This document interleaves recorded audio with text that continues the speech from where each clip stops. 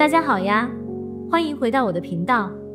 在上一集，我们还原了一位名为严东西的 YouTuber 是如何用一系列虚构的指控，为自己引来了2场至今仍在审理中的刑事诽谤官司。而今天，我们将延续这场事实还原，探讨一个更为严肃的问题：当一个人明知自己已被告上法庭后，他会选择如何应对？谨言慎行、尊重司法，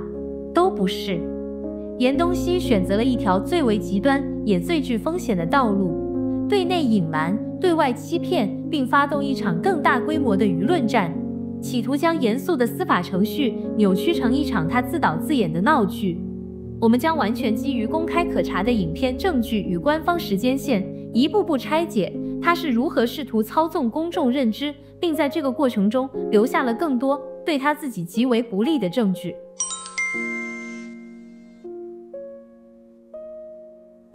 在开庭倒数系列的第1集，我们剖析了严东西如何利用肖恩与陈老师的决裂事件，启动他的流量密码。在随后的1个多月，这场风波为他带来了前所未有的流量红利，特别是来自台湾观众的巨大关注。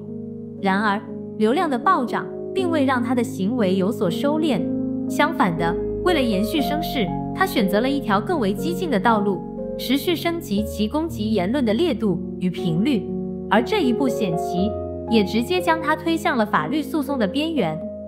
第1件武器，私德攻击。在2025年4月8日，严东西发布影片，抛出了一张极其模糊的 KTV 照片，并在影片中对肖恩先生的私生活进行了极具侮辱性的影射。在我们拆解他的第一个攻击手法之前，需要向各位观众说明，接下来引用的证据片段包含了对他人私生活的恶意影射。我们在此呈现，并非认同其内容，而是为了完整揭示其操作模式，并进行后续的法律分析。就算是肖恩老师和这几个妹子也能看出来啊，坐在这几个人旁边呢，有几个陪酒的妹子啊，就算是视频里显示和这个妹子们翩翩起舞，是吧？或者是搂搂抱抱啊，我猜测啊，这个我真不知道啊，可能只能说明他的这个私德的这个问题吧。各位请注意，这种我猜测啊的话术，在法律上并不能免责。在公开平台传播足以引发公众对他人产生鄙视、厌恶的猜测性言论，其本身就可能构成诽谤。而严东西的目的非常清晰，摧毁肖恩先生好丈夫、好爸爸的公众形象，对其进行人格谋杀。第2件武器，非法录音。2天后，严东西抛出了所谓的王炸，他宣称自己收到了来自陈老师女友考拉的爆料，并在后续几天连续发布了3段非法获取的关于肖恩先生与陈老师业务会议的录音。考拉女士公开声明，把很多资料以及这个最长的这个1小时40分钟的这个原始的音频资料发给了我。那我确实也是收到了这个资料啊。让我们从法律和平台规则2个层面来分析这个行为的严重性。在法律层面，根据泰国法律，未经所有当事人同意，私自对私人对话进行录音，其行为本身已属违法。而将此非法录音在 YouTube 这个全球平台上进行公开传播，更是对当事人隐私权的严重侵犯。在平台规则层面， YouTube 的社群准则明确禁止发布侵犯他人隐私的内容，特别是未经同意的私人对话。而严东西的行为是明知故犯，他将自己的违法行为包装成揭露真相，其唯一目的就是利用非法获取的私人对话来对肖恩夫妇的人格进行毁灭性的打击。正是这一系列不断升级的越过法律底线的攻击行为，直接导致了受害方的法律反击。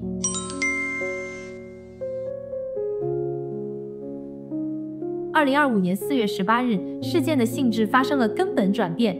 肖恩先生在他的社群贴文首次公开表示，他已委任律师，准备提告。然而，他并未指名道姓，所有被告资讯都被隐藏了。在法律的警钟敲响后，严东西的策略从主动攻击迅速转变为瓦解对方司法行动的正当性。他非常主动地对号入座，并立刻展开了一场长达数周的以嘲讽对方官司为假为主题的舆论铺陈。他接连发布多支影片，用极尽嘲讽的标题与内容。在4月28日发布的影片标题中，他直接质疑肖恩传票里的猫腻。紧接着在4月30日，他再次发问：传票去哪了？在5月7日，他以极尽挖苦的语气嘲讽，感谢肖恩哥不告之恩。甚至在5月9日发布的影片标题中，严东锡宣称肖恩将亲手递交传票给被告人。让我们从法律传播的角度来分析，在根本没有人点名他的情况下，他持续的高强度的向观众进行心理暗示，肖恩的提告是假的，是一场用来吓唬人的闹剧。他成功的为自己接下来最大胆也是最致命的一个谎言做好了万全的舆论铺垫。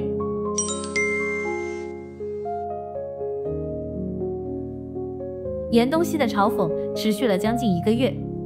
观众们也开始好奇，如果官司是真的，那传票到底在哪里？现在我们可以揭晓答案了。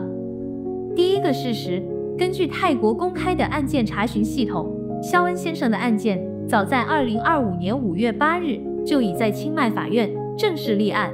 第二个事实，法院在立案后立刻就寄出了传票，但传票被退回了。为什么？根据另一位原告居伟先生于2025年7月8日发布的公开情况说明，传票无法送达的原因是因为严东锡在泰国清迈移民局登记地址不实，导致传票被退回。让我们理清这个逻辑：一个法律程序因为被告自己提供的地址资讯有问题，而导致了文书无法送达的延误。换句话说，传票不是消失了，而是被被告自己的行为隐藏了。而就在这个由他亲手造成的空窗期里，他上演了整起事件中最为讽刺的一幕。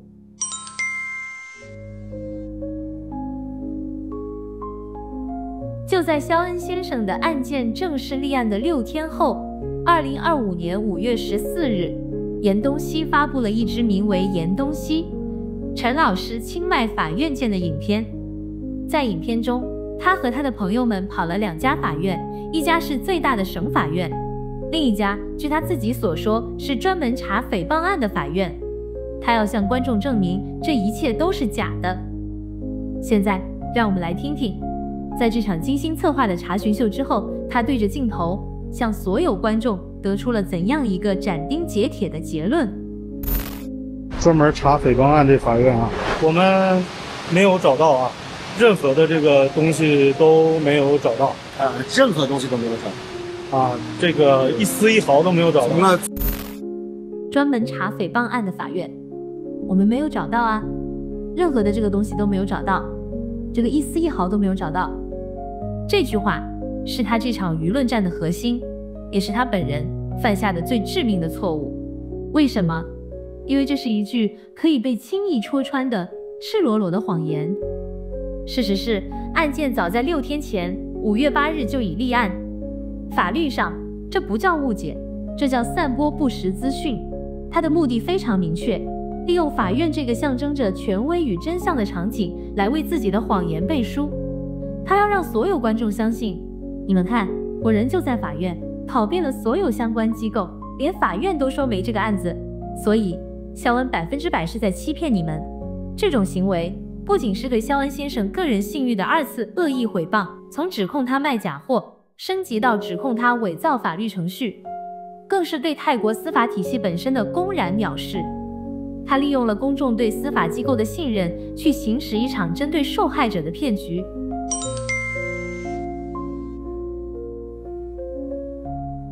在抛出法院查无此案这个重磅谎言后，严东锡深知光是否认还不够，他还需要一个新的故事来转移焦点，并将自己塑造成正义的一方。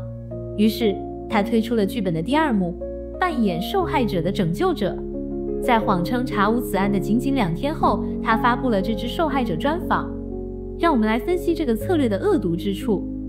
第一，身份转换。他试图将自己从一个诽谤案的被告摇身一变，成为一个为泰国受害者发声的正义使者。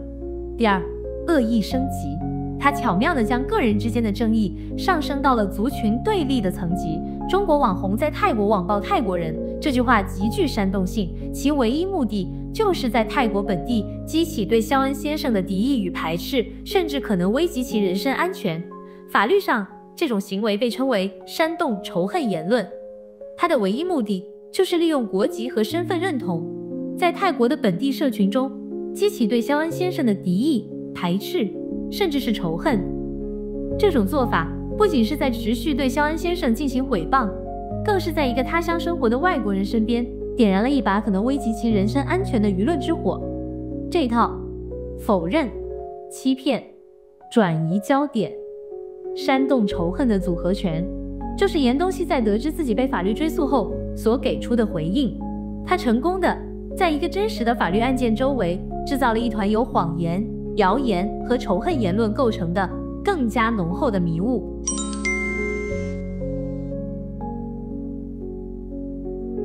否认、嘲讽、谎报、抹黑，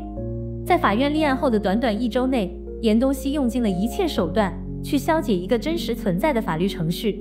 他似乎真的相信，只要谎言说得够大声、够理直气壮，就能永远掩盖事实。但他忘了一件事，在司法体系里，最不缺的就是时间。谎言的迷雾终究会被一纸盖有法院钢印的文书彻底刺穿。那么，当这张他口中不存在的传票真的送到他家门口时，他又上演了怎样一场更加荒谬的戏码？当他再也无法对观众隐瞒自己被告的事实后，他的剧本又将如何转变？这就是我们下一集要分析的内容——藐视法律程序。感谢您的收看。如果你认为还原真相是有意义的，请将这支影片分享出去。我们下支影片见。